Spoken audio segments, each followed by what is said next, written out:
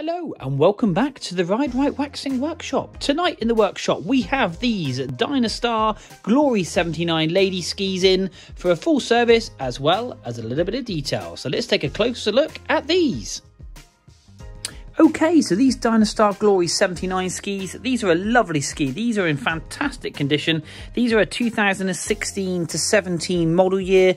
And I must say, for the age of the ski, the top coat and everything is in really, really good condition.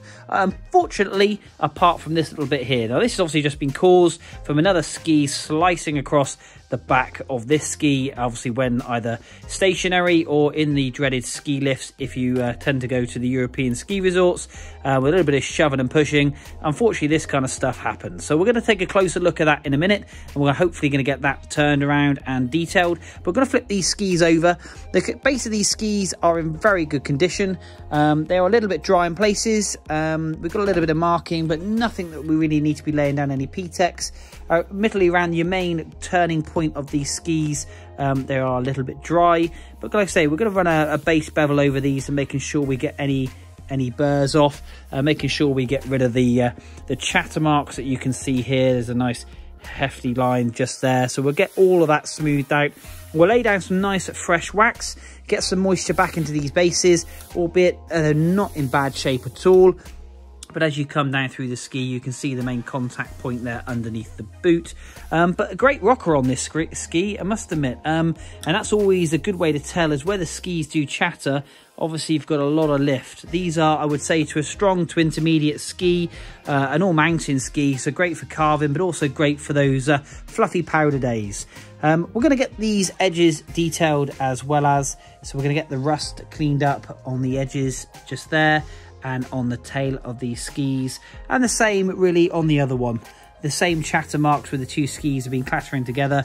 We're going to get that nice and smooth, and we're going to work through the base of this ski, making sure that's ship shape. So let's get on with this. Okay, so how are we going to get onto this? This is a bit of a shame. Like I say, these is normally caused from a ski coming across, gouging or carving across the back of the ski, causing this to lift, which is a real shame. But it's nice to see that we've still got this top coat. So what I'm going to try and do is save this top coat. We're going to warm this up, making sure this is as pliable as possible. We're going to lay down some epoxy just underneath here. It does look like to me that there is actually a slight layer of fiberglass still on top of the wood core. But again, to save any hassle or stress for the customer, for the client of mine, as much as myself for satisfaction, we're going to obviously make sure this is watertight as possible, keeping the ski in the tip-top condition that it's been kept in up to now. So yeah, we're going to pop you back in the stand. We're going to get into this and yeah, see how this turns out, and then we'll flip this over. I will be using a couple of G-clamps. A great little way of using it is I use some number plates, and we basically clamp.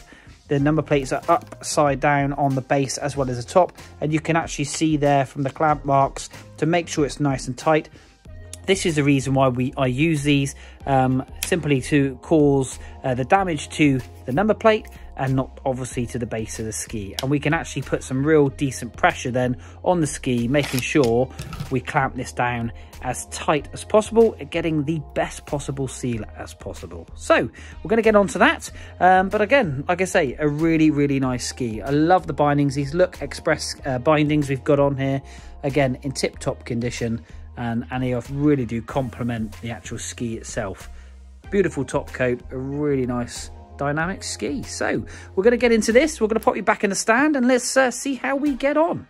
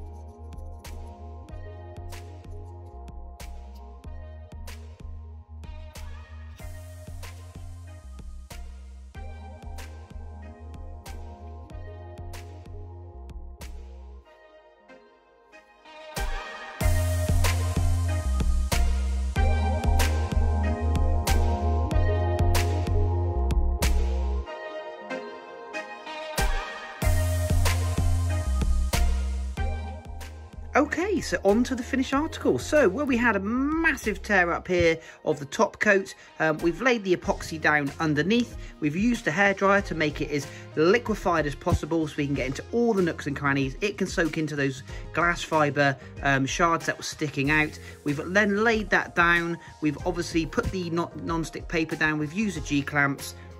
And we've basically got that as flat as possible. From the previous video you've just quickly seen, that came out wonderfully well. But then to finish it off and give a little bit more of a finished top coat, we actually laid some more epoxy down. I'm really pleased that we managed to find some pigment to mix into the epoxy to give us that nice white finish. It's not the quite same white, but beggars can't be choosers, but at least it's better than seeing either a wood core through there, a clear epoxy, or having any little dirty marks, etc. From the damage that was caused. So like I say, I am really pleased how this has come out. It is extremely watertight. We've done the edge just there as well because there's a bit of a bad cut into the sidewall, so we have repaired that. It's extremely smooth to touch, so nothing will be picking up on this, and I am really pleased how that repair's come out. So we're going to flip this ski over and we're going to work on this ski. The other ski I've actually already done. We've got that all prepped and sorted, but the base of this ski is not too bad. We're going to get these edges tidied up. I'm going to pop you back on time lapse. We're going to lay down some fresh wax and just get rid of all this rust. There's no Ptex required on this ski, which is really good. Yeah, so this shouldn't be too this shouldn't take us too long. We'll just get these high areas taken off here. On the other ski, I did lay down some epoxy in this area for the simple reason there was a bit of a nasty hole there. So just to fill that up to stop any delamination or to go any further in the future for the customer. But yeah, we'll get rid of these high spots from the ski chatter. We'll lay down some fresh wax, making sure all these dry edges are gone, and making sure this ski is ship shape and ready to go out on the slope. So let's get back to time lapse. Let's get through this ski. We'll get it in the hot room then, lay down some wax, let that set for 24 hours. We'll get that stripped off, and then we'll have a look at the finished result. So back to time lapse.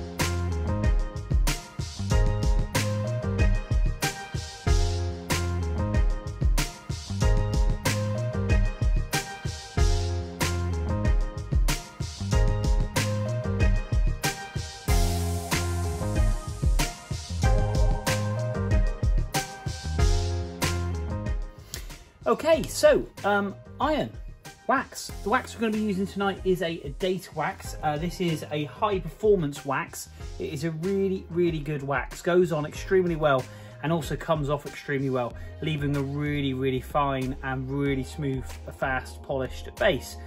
We're going to get the iron. The iron itself is a proper ski iron for waxing. We've got this set at 117 Celsius, which is about 245 Fahrenheit. And what we basically do is get the wax. It's extremely hot. We put that on the iron and it just drips on. And then what I do is do one pass right up the ski. But obviously, as you have seen in the video, we've cleaned this ski. So this ski is lovely and clean. And we're just going to lay the wax down. We're going to come back down this side, making sure the rails have got as much hot wax as possible. So we get really good coverage. And then when laying the wax down with the iron, you've got to make sure the iron runs constantly so not to touch the base, because it will actually burn the base of the ski.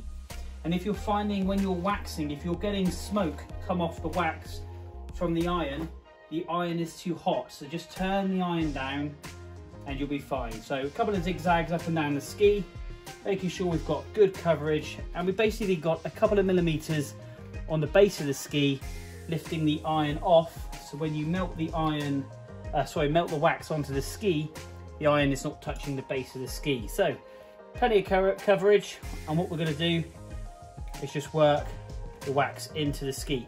Now we're going to get the base of the ski nice and hot, and what you tend to do is fill the top of the ski, making sure you get plenty of heat penetration through.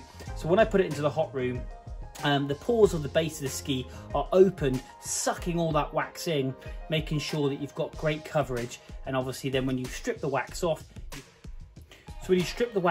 you've got great coverage over the ski, making sure the base of the ski is fully covered in obviously the wax itself. So we're going to put you back on time lapse, and we're going to get this ski all waxed and tidied up, and we'll see you in a sec.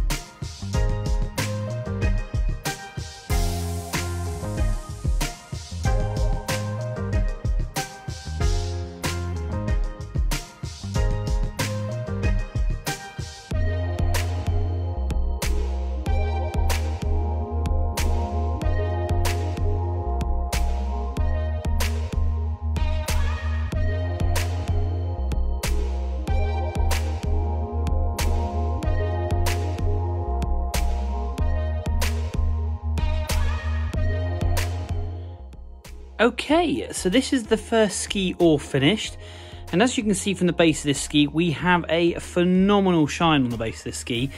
Now, what I normally do would lay down some Zardos, and I'm going to lay down some Zardos, but I just thought I wanted to bring you how shiny and how smooth the base of this ski is just from that reflection. We've got those rails extremely sharp and extremely well polished. And obviously with the Zardos itself, does add a little bit more of a dark texture to the base of this ski, but I just wanted to emulate how well we can actually get this ski shining, and this will perform fantastically well on the snow. So when I lay down the Zardos itself is basically, I suppose you could say, it's a liquid Teflon, I suppose. You just simply apply it to the base of the ski, and it's kind of like 100% water repellent. But the reason I do this is really, more importantly, to protect the rails themselves from going rusty. Because what I tend to do is I run up the rail like so, both sides, and then I run along the top, and you can just see the colour change there slightly, because it also feeds into the base of the ski, giving extremely good polished finished surface to the already well polished surface that we've already got, but it just darkens the base somewhat more. And I'd just like to bring that to you just so you can actually see the before and after. So I'm not trying to cover anything up, it's purely and simply to give the ultimate performance to this ski. So I'm really pleased how this has come out. I'm going to finish off with this Zardos. I'm going to put you back on time lapse and then have a quick look. So let's get back to it.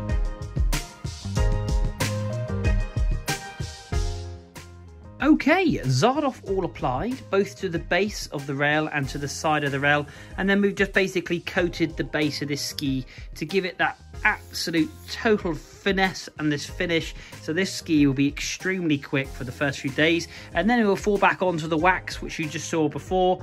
Basically a very highly polished base on this ski. So yeah, really happy how this one's come out.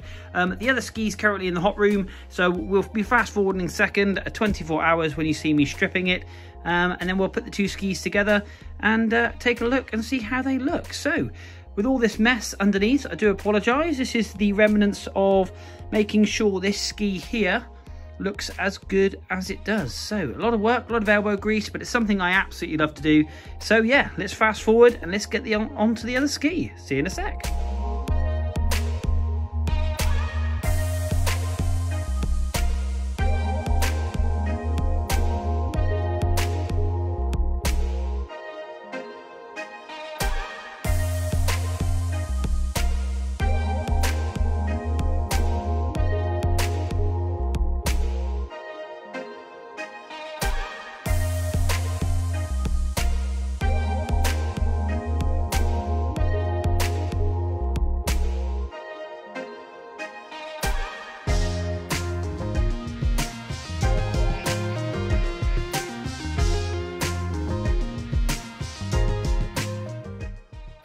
Okay, so these DYNASTAR GLORY 79 skis are all finished. I think you'll agree the base of this ski looks extremely shiny and extremely smooth.